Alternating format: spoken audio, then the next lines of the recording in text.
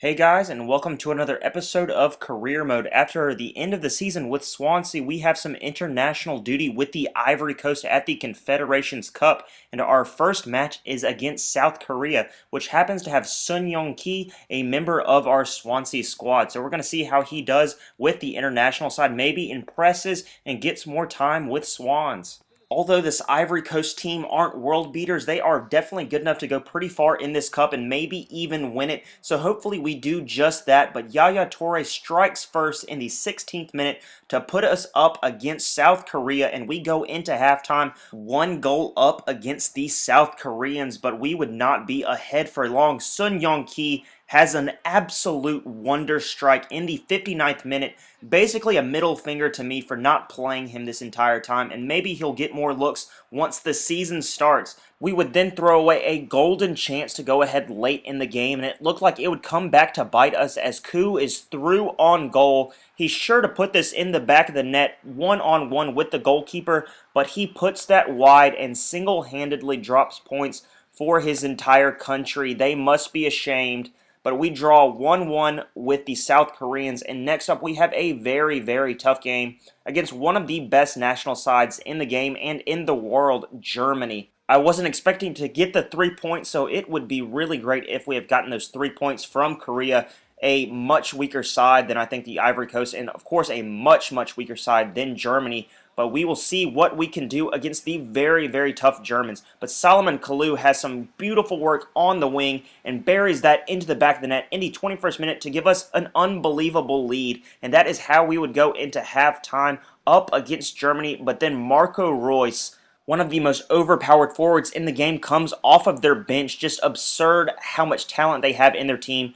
But their equalizing goal comes from Bastian Schweinsteiger from the midfield in the 61st minute, and we were level with Germany. Going into the game, I thought we would share points, but once we tasted that lead, Didier Drogba would not let us lose this game, and he would win it for us in the 90th minute. We had an improbable win against Germany, the best team in the group, and arguably one of the best teams in the world. And so a 2-1 win against them is absolutely massive for us. And our doubters that said we couldn't win this after, drawing with South Korea were proved wrong. And we see here that South Korea wins their game against New Zealand, which puts them first in the group, in a group with Germany and the Ivory Coast. I bet the Koreans are just pinching themselves. But next up we have probably the easiest game of the group against New Zealand. And if we win this, we are guaranteed to go through it. I think if we draw, we need Germany and South Korea to both lose to go through, because the top two teams in each group go through to the knockout round, so we need a win here. But what I thought were going to be a pushover team were much better than I expected, and they would get their opening goal in the 8th minute through Brocky, and this was a nightmare start for this Ivory Coast squad.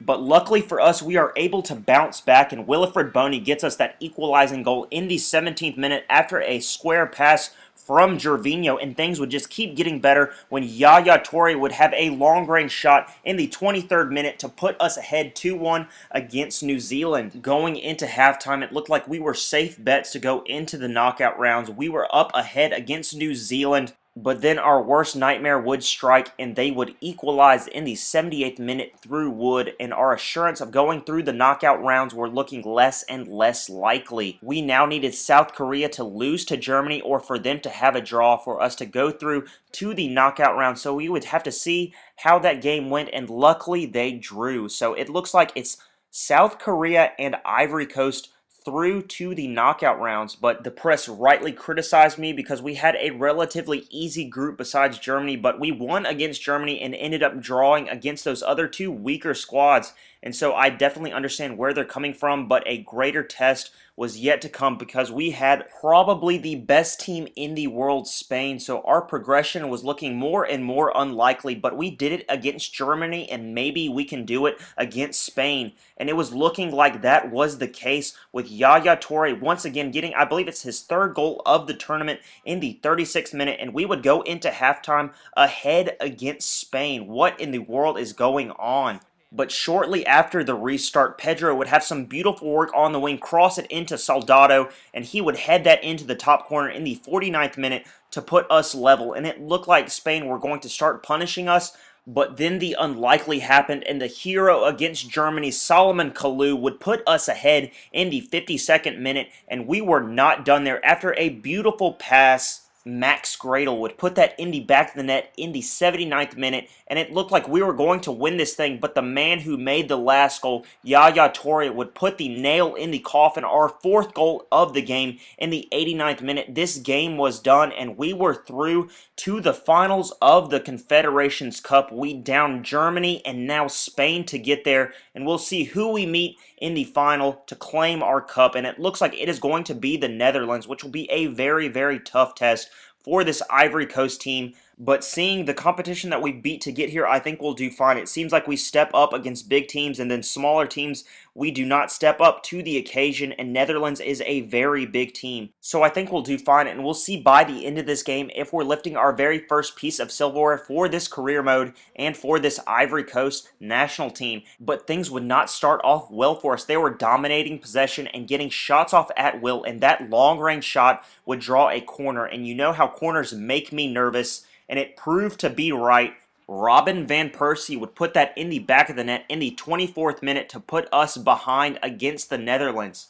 But I thought we could get back in the game after this very J-Rod-like run from Solomon Kalou, but it turns out to go wide. That miss would prove to be costly after Kevin Strootman puts that in the back of the net in the 45th minute, right before the stroke of halftime, and we were down 2-0 to the Dutch. More suffering and goals would come shortly after when Arjen Robben puts that in the back of the net in the 54th minute, and we were 3 goals down. A sublime run from Seydou Doumbia would give us a goal back in the 61st minute, giving us a glimmer of hope, but it would not be enough, and we would go down against the Dutch 3-1 in the Confederations Cup final. A devastating loss for this Ivory Coast team, but we did well to even get to this point. I mean, we beat Germany and then Spain, and up against the Netherlands, they just proved to be too much for us. But that is where we will end this episode, guys. I'm sorry this episode is so short, but I just ran out of footage for this Confederations Cup, and I didn't want to get into the new season with Swans quite yet, but a like or a subscription is much appreciated. Alright, guys, I'm excited to start the new season, but I will see you next episode. Have a great day. Bye.